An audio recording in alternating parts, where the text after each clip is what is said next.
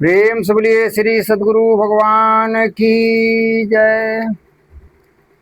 गुरुर्ब्रह्मा गुरुर्विष्णु गुरुर्देवो महेश्वर गुरुर साक्षात् परम ब्रह्म तस्मै श्री गुरुवे नमः। ध्यान मूलम गुरुर्मूर्ति पूजा मूलम गुरुपदम मंत्र मूलम गुरुर्वाक्यम मोक्ष मूलम गुरु कृपा। प्रिय आदरणीय भक्ति स्वरूपा माताओं बहनों, प्रिय भक्तों, आज का प्रसंग है लक्ष्मण जी से कह रहे हैं निषाद राज कुछ कटु बने। वनवास समय की बात है। तो लक्ष्मण जी ने निषाद राज से कह रहे हैं कि भैया मेरे माता जी को तुम ऐसे ना बोला करो। माता यानी माता होती है, माता को दोष नहीं लगाना चाहिए। यहाँ गोस्वामी जी का एक चौपाई है, कहते हैं काहू न कोई सुख दुख करि दाता निज कृत कर्म भोग सुन भ्राता। उनका कहने का तात्पर्य है कोई किसी के ना दुख देता है ना कोई किसी को सुख देता है। निज कृत कर्म, निज माने अपना होता है, कृत माने किया हुआ कर्म, भोग सुनु भ्राता, वो फल हम लोगों को भोगना पड़ता है जो अपना किया हुआ कर्म है। जैसे वर्तमान में हम लोग देखते हैं कि भाई हम तो कोई माने गड़बड़ काम किया नहीं, बुरा काम किया नहीं, लेकिन हमको सजा मिल रहा है। बुरा सजा मिल रहा है तो क्यों मिल रहा है भाई? तो इसमें जानना पड़ता है हम लोग के साथ कर्म 3 प्रकार का होता है। एक संचित कर्म, वो कई जन्मों का उसमें कर्म जमा रहता है। इस जन्म में जो हम लोग को जो मिला है भोगने के लिए उसको कहते हैं प्रारब्ध कर्म। और अभी जो हो रहा है वर्तमान में इसको क्रियमान कहते हैं। तो ये क्रियमान हुआ, ये भी कर्म हुआ जो हम लोग कर रहे हैं। तो अभी जो हम लोग कर रहे हैं ये आगे मिलेगा। ये पहिल का है, पीछे वाला है जो प्रारब्ध है, चल रहा है। तो इस तरह से कर्म का फल भोगना पड़ता है। हम लोग सही नहीं समझ पाते हैं इसके बारे में, तो कभी कभी ऐसा करते हैं कि भगवान पर भी दोष लगाते हैं, ईश्वर पर भी दोष लगाते हैं। काल ही कर्म ही ईश्वर ही मिथ्या दोष लगाई, अने ईश्वर पर दोष रोपण करते हैं। काल माने समय के और कर्म के माने मिथ्यारोपण करते हैं। यदि हम लोग सही से जान लें कि कर्म क्या है, अकर्म क्या है और निषिद्ध कर्म क्या है, तो जो हम लोग कामना के साथ जो भी हम लोग कर्म करते हैं ये बंधन कारक होता है, ये बांधता है। और निष्काम कर्म जो करते हैं हम लोग, तो उसमें निष्काम कर्म जो होता है सो बंधन नहीं डालता है। एक निषिद्ध कर्म है जो वर्जित है कि क्या करना है क्या नहीं करना है, क्या खाना है क्या नहीं खाना है, क्या पीना है, क्या नहीं पीना है, ये सब कर्म में आता है। तो इसका जानकारी होना चाहिए, इसका ज्ञान होना चाहिए। जब तक हम लोग गुरु के शरण में नहीं जाते हैं, संत सदगुरु के, तब तक हम लोग को ये सब भेद मालूम नहीं पड़ता है।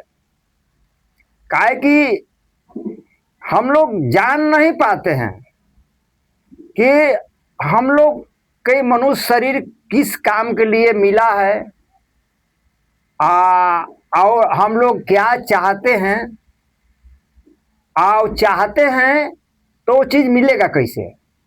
ये प्रश्न है कि हम लोग का जो मनुष्य का शरीर मिला है तो खास करके यही खातिर मिला है, सत्य यानी परमात्मा को जानना और आनंद स्वरूप परमात्मा है, उस आनंद को पाना, सुख को पाना, जो शाश्वत सुख है। ये संसार का सुख जो है, जो मन के द्वारा हम लोग को ये अनुभव होता है जीवन में, सुख और दुख है, तो ये सब भौतिक सुख दुख है। वास्तव में जो सुख है वो अपने आप में है, वो कहीं बाहर नहीं है। हम लोग ढूंढते हैं जो भौतिक चीज में, जैसे घर परिवार पद प्रतिष्ठा मान बड़ाई वगैरह में सब खोजते हैं हम लोग सुख को, तो वहां दुख निहित है। मिलने पर भी इसके बाद रूप बदल जाता है, वहां दुख मिलता है। शुरू में लगता है कि सुख है, लेकिन वास्तव में वो दुख है। तो उसको भौतिक कहते हैं दुख सुख। आध्यात्मिक सुख उसको कहते हैं जो अपने आप को जान जाता है, अपने आप को पहचान जाता है कि मैं कौन हूं। सारा जीवन हम लोग शरीर के पीछे पड़े रहते हैं। ये हमारे शरीर इंद्रियां के भोग के लिए धन संपत्ति वगैरह वगैरह जो हम लोग संग्रह करते हैं, तो कुछ क्षण के बाद हम लोग को शरीर में काम नहीं करता है। शरीर में हर तरह से जवाब देने लगता है। तो वो सारे सुख सुविधा अब कोई मायने नहीं रखता है, इसलिए कि वो बाहर का चीज है। तो वास्तविक सुख होने के बाद शरीर से वो अलग दिखता है कि हम अलग है शरीर से, और शरीर जो है तो ये बदलने वाला है, ये रूपांतरित होता है इसमें। लेकिन जो वास्तविक सुख और शांति आनंद जिसको कहते हैं, ये परमात्मा ही को कहते हैं, तो ये बदलने वाला नहीं है, ये हमेशा से है, हमेशा रहेगा, ये शाश्वत है। इसको सनातन भी कहा गया है। जिसे गीता में कृष्ण भगवान बोले हैं कि ये मम मनस जीलोक जीभूत सनातन मनसाष्टानि इंद्रियानि प्रकृति आस्थानी करसति। हे अर्जुन, सनातन अंश जीवात्मा मैं ही हूं, जो पांचों इंद्रियां, ज्ञान इंद्रियां, शब्द स्पर्श रूप रस गंध और मन सहित कृष करता हूं, खींचता हूं अपने तरफ। कृष शब्द से बनता है खींचना। जो हम लोग सुख जो अनुभव करते हैं ये इंद्रियों द्वारा, तो कृष्ण से है। यदि कृष्ण इसमें नहीं रहेगा ना, तो कोई इंद्रियां अनुभव ना कर पाएगी। तो इंद्रियां सब जड़ है, मन जड़ है, चेतन तो वही है सत्स्वरूप, वो परमात्मा कृष्ण, तो उसके द्वारा अनुभव होता है। लेकिन हम लोग उस वहां तक नहीं पहुंच पाते हैं, नहीं समझ पाते हैं, इसलिए हम लोग को शरीर का ज्ञान रहता है और शरीर के कारण अभिमान रहता है, और शरीर का अभिमान के कारण पद के, प्रतिष्ठा के, मान के, बड़ाई के, ये सब जो है से अहंकार के कारण हम लोग में टर्चर करता है। तो जब तक वास्तविक गुरु नहीं मिलते हैं, वास्तविक ज्ञान नहीं हम लोग जानते हैं, तब तक हम लोग के लिए ये सब माया बंधन डालती है, हम लोग को परेशान करती है। तो इसके लिए गुरु की जरूरत है। और गुरु मार्ग बताता है, रास्ता बताता है कि कैसे हम वहां तक पहुंच सकते हैं। तो हम लोग को पहुंचने का जरिया और तरीका और गुरु के पास है। बिना गुरु के कोई चाहे कि अपना मन से किताब पढ़ कर करके या कहीं से सुन करके केवल हम जान लें परमात्मा के बारे में, आत्मा के बारे में, तो हम लोग जान नहीं पाएंगे। इसलिए कि हम लोग वो जो सुना हुआ ज्ञान होता है ना, वो वांछिक ज्ञान होता है। वो वांछिक ज्ञान से वास्तविक वो ज्ञान नहीं है।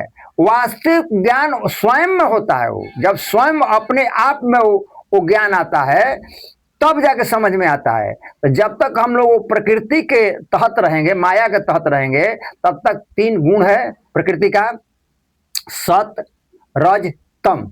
तो ये 3 गुण से जीव ऊपर उठता है। जागृत, स्वप्न, सुषुप्ति, ये 3 अवस्था है।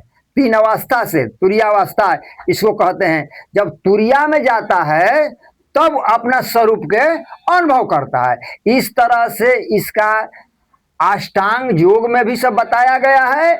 और ये चक्र भेदन क्रिया है जो हम लोग को 7 चक्र बताया जाता है। इस एक क्रिया को जानना और उस पर प्रैक्टिकल करना पड़ता है। प्रैक्टिकल करने के बाद इसको अनुभव होता है। हम लोग ऐसे चाहते हैं कि ऐसे ही प्राप्त कर लेंगे, ऐसा नहीं है। ऐसे साधारण में बताया जाता है कि भक्ति करो, नाम जाप करो, सुमिरन करो, करते करते भक्ति करते करते करते करते करते वो परमात्मा का अनुभव हो जाता है, ज्ञान हो जाता है। भक्ति में ही सब निहित है। तो इसलिए कोई आध्यात्मिक गुरु के सहारा लेकर के हम लोग अपने आप में सुखी हो सकते हैं। प्रेम से बोलिए श्री सद्गुरु भगवान की जय।